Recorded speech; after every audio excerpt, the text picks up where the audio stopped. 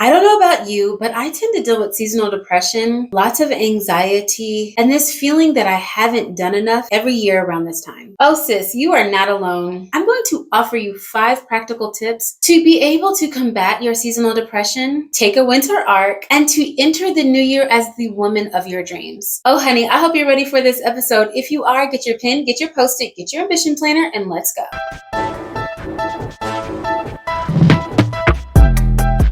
Hello, Ambition Babes. Welcome back to my channel. My name is Dion, also known as the Face of Ambition, across all social media platforms. If you are interested in content about glowing up, changing your life, reinventing yourself, if you have been stuck, stagnant, or even just feeling lost and confused, I'm so glad you found this channel, honey. I specialize in helping women 40 years and older who are ready to be able to glow up. And if you're not over 40, honey, don't worry. This content is still for you. Just consider me as your digital auntie who is here to put you on so that you don't have to make the same mistakes that I've made. And I'm really excited about this episode because I've been thinking a lot about seasonal depression. I've only experienced it a few times that I'm aware of, but there has been so much that has gone on in my life this year that I'm starting to feel anxious as this year is coming to a close. I'm starting to consider all of the things I said I wanted to do, the goals that I wanted to accomplish, the traveling I wanted to experience. I'm starting to think about the family members that are not going to see this holiday season. I'm starting to get anxious about the family members that I don't necessarily like that I'm going to have to see or interact with during the holidays. I'm starting to think about the money I'm going to spend, the stress, the travel, the shopping, the overspending, and the feeling of loneliness that often creeps in during this time of year. So I've done a really deep dive on 5 things that I think that can help you during this time of year to combat seasonal depression and anxiety. Now, I have to warn you, I am not a therapist. I'm just a girl on the internet that is trying to live her best life and create a community of women who are ready to thrive. So I wanted to make sure that I'm very clear. If you feel as if you need professional help, I definitely want to encourage you to seek it. Everybody deserves someone to talk to, someone to listen, and a real strong shoulder to lean on if you feel as if you are emotionally unstable or not in a good place. All of the suggestions that I'm going to offer today may not be able to help you overcome seasonal depression,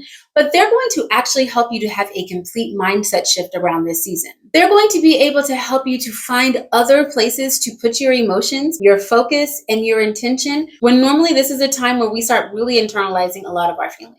That is why number 1 is to nurture your social connections because you are not alone. I was talking to my sister earlier today, and what I realized is that I'm not the only one that has these feelings as we're entering this new season. When I really started thinking about what it would take to nurture my connections, I started feeling really sad because a lot of my friends don't live in my same city. But that's whenever I started thinking about what a Friendsgiving could look like, what a digital Friendsgiving would be like, what it would feel like to invite all of my neighbors to have a fall festival on the lawn. Everybody bring their own chair. I'll provide the tables. Everybody bring a dessert. Maybe we have a candle exchange. This would be an amazing time for me to volunteer in my community and for me to give back to those that are in need. Or maybe you just need to pick up the phone and call that friend that you've been thinking about for weeks. One of the things that I plan on doing this year is having a digital Friendsgiving. Because one thing that COVID has taught us is that if you want to connect with somebody, you can. I'm planning a Friendsgiving with my friends who live anywhere from France to California. We're going to meet online, share recipes, write and send gratitude notes to each other, sip our cocktails or mocktails, and spend a dedicated hour online where we're just able to reconnect. This could be done with 3 people or 50, but it's time that you get intentional about making those social connections that will help you feel less lonely during this holiday season. Number 2 is to declutter your space. Your home is a reflection of your life. Clutter can make you feel overwhelmed and extremely anxious. Literally dedicating 15 minutes a day to cleaning your bedroom, your kitchen, your office, your nightstand, kitchen counters, that little creepy space where you keep all those magazines you need to throw away, your garage, your car, or even under the sink in your bathroom. Cleaning creates a sense of calm and control, and it literally can uplift your mood and make you feel better. Nothing feels better than walking into a clean environment with a lit candle, nice ambient lighting, and pouring yourself a glass of water, a mocktail, or a cocktail at the end of a busy day. Once you've got that space decluttered, use the touch it once method. This is a method my mom taught me a long time ago, and it's something that absolutely works. The touch it once method is so simple. You take it off,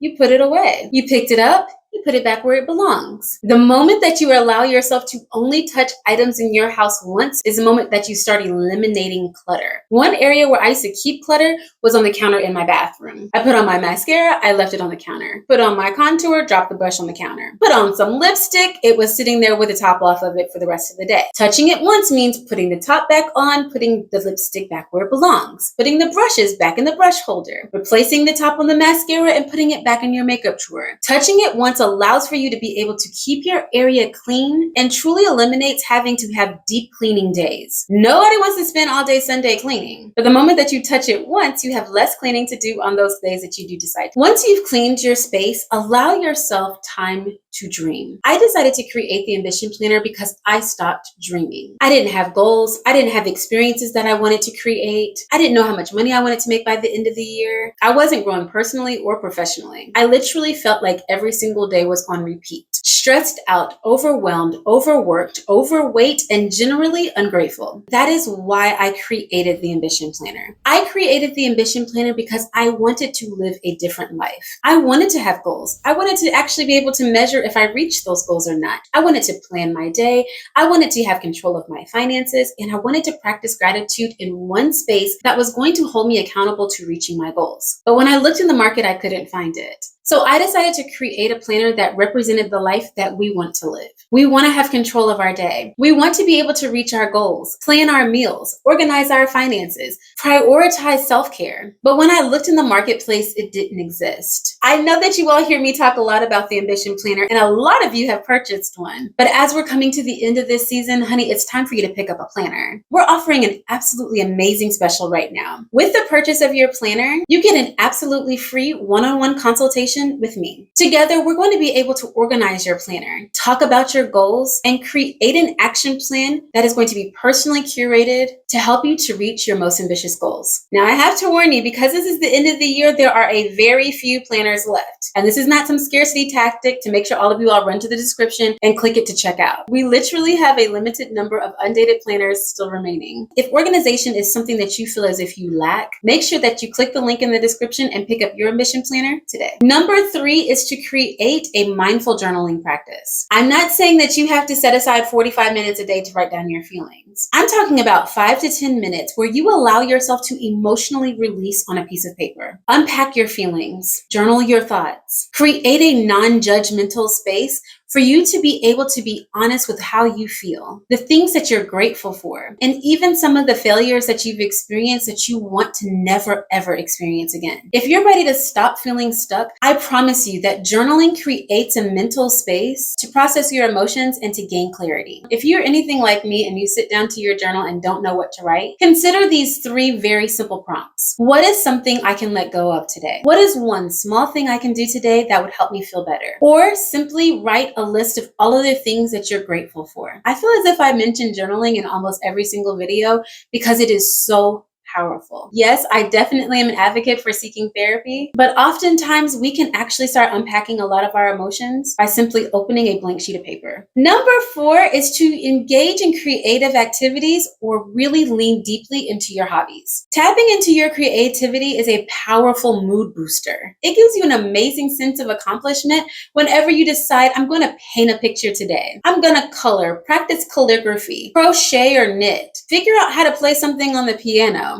I'm going to try a new recipe, or I'm going to rearrange the furniture in my house. Tapping into your creativity is an amazing way to boost your mood, make you feel re-energized. I know that in my mind, I can paint. In reality, it may not turn out that good, but it is always fun to try. I also believe that during this season, it's time to really look at your hobbies. If you don't have any hobbies, or you're really tired of the hobbies that you've been doing for maybe years, definitely check out one of my latest videos about feminine hobbies that you should cultivate, and consider leaning deeper into your hobbies during this holiday season. If your hobby is tennis or pickleball, it might be a little cold where you are in order to play outdoors, but don't allow the weather to stop you. Find an indoor league or put on those VR glasses and do it virtually. Start a book club, learn how to paint, Find a hobby that is something that you can enjoy that gives you an amazing sense of accomplishment. But remember, it's not about perfection. It's about trying something new and stepping outside of your box. And number 5 is that I would like for each and every one of you to identify a personal achievement challenge. I want to challenge you to challenge yourself to achieve something that you never thought was possible. We've got 60 days into the end of this year. That is more than enough time to disappear and reemerge in 2025 as the woman of your dreams. I want to challenge you to identify one,